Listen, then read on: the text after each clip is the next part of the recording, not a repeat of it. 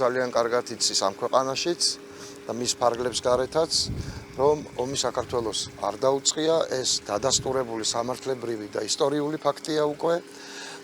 ვინც რაც არ უნდა ილაპარაკოს, 7 ნოემბერს საღამოს რუსეთმა შეუტია საქართველოს და პასუხი იყო მათ მიერ პროვოცირებული.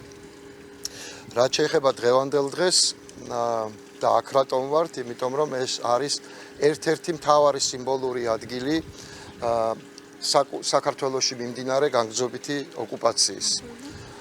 ჩვენ ქართველებს გვევალება ორი მთავარი რამ.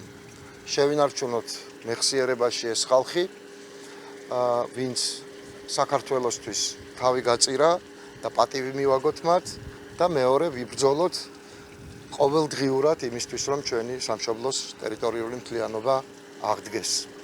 ეს არის ჩვენი მისია, ჩვენი თაობების, ყველა ქართველის მომავალი თაობებისაც.